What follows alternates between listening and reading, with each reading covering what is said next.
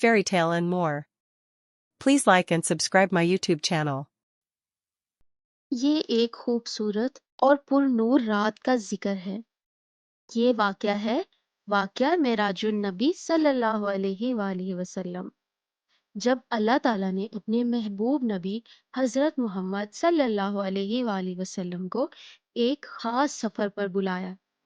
یہ سفر نہ صرف حیرت انگیز تھا بلکہ اللہ تعالیٰ کی قدرت اور محبت کا عظیم شاہکار بھی تھا۔ یہ وہ واقعہ ہے جسے ہم معراج النبی کہتے ہیں، جو مکہ مکرمہ سے شروع ہوا، جو 7 آسمانوں کی سیر کے بعد اللہ تعالیٰ کے قریب جا پہنچا۔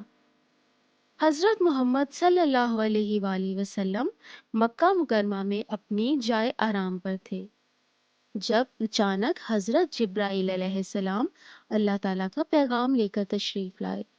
ان کے ساتھ ایک خاص سواری براق تھی، جو ایک جاندار مخلوق تھی۔ براق کا رنگ سفید تھا، اس کے پروں سے نور نکلتا تھا اور اس کی رفتار بجلی سے بھی زیادہ تیز تھی۔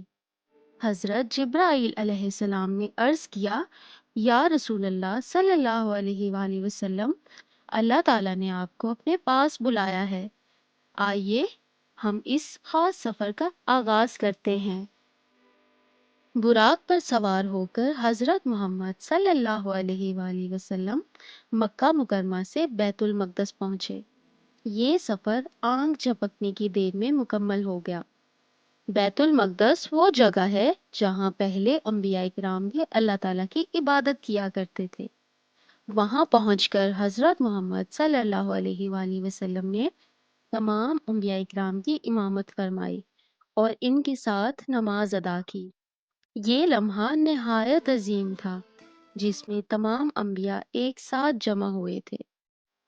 نماز کے بعد حضرت جبرائیل علیہ السلام نے حضرت محمد صلی اللہ علیہ وآلہ وسلم کو 7 آسمانوں کی سیر کرائی۔ پہلا آسمان، پہلے آسمان پر حضرت آدم علیہ السلام سے ملاقات ہوئی، وہ بہت خوش ہوئے اور دعا دی۔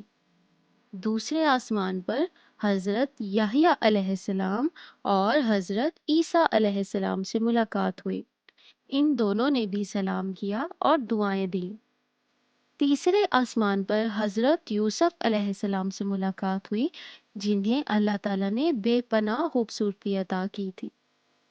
چوتھے آسمان پر حضرت ادریس علیہ السلام سے ملاقات ہوئی۔ پانچویں آسمان پر حضرت ہارون علیہ السلام موجود تھے، جو بنی اسرائیل کے پیغمبر تھے۔ حضرت موسیٰ علیہ السلام سے چھٹے آسمان پر ملاقات ہوئی، جنہوں نے آپ کو اپنی امت کے لیے دعا کرنے کا کہا۔ حضرت ابراہیم علیہ السلام سے 7ویں آسمان پر ملاقات ہوئی، جو بیت المعمور کے قریب تھے۔ بیت المعمور وہ جگہ ہے جہاں پر ہر روز ہزاروں فرشتے عبادت کرتے ہیں۔ اس کے بعد حضرت محمد صلی اللہ علیہ وآلہ وسلم کو سدرۃ المنتہا تک لے جایا گیا۔ یہ وہ مقام ہے جہاں انسان اور فرشتوں کی حد ختم ہو جاتی ہے۔ سدرۃ المنتہا ایک عظیم درخت ہے جس کے پتے سونے کے بنے ہوئے ہیں، اور اس کے پاس اللہ تعالیٰ کی خاص تجلیات نظر آتی ہیں۔ یہاں جنت کی خوشبو محسوس ہوئی اور اس کی خوبصورتی بیان سے بھی باہر تھی۔ سدرۃ المنتہا کے بعد حضرت محمد صلی اللہ علیہ وآلہ وسلم اللہ کے قرب میں جا پہنچے۔ وہاں کسی اور مخلوق کو جانے کی بالکل بھی اجازت نہیں تھی۔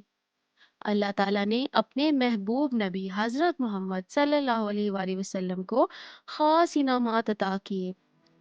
پہلے 50 نمازیں فرض کی گئیں، لیکن حضرت موسیٰ علیہ السلام کے مشورے پر انہیں 5 کر دیا گیا۔ یہ عظیم سفر مکمل ہونے کے بعد حضرت محمد صلی اللہ علیہ وآلہ وسلم واپس زمین پر آئے۔ آپ نے اپنی امت کو یہ خوشخبری سنائی کہ اللہ تعالیٰ نے 5 وقت کی نماز کا تحفہ دیا ہے، جو انسان کی دنیا اور آخرت دونوں کے لیے نجات کا ذریعہ ہے۔ واقعہ معراج ہمیں یہ سکھاتا ہے کہ نماز اللہ تعالیٰ کی طرف سے ہمارے لیے سب سے بڑا تحفہ ہے۔ یہ ہماری زندگی میں سکون، برکت اور قرب الہی کا ذریعہ ہے۔ اس لیے ہمیں نماز کی پابندی کرنی چاہیے اور اللہ تعالیٰ کا شکر گزار رہنا چاہیے۔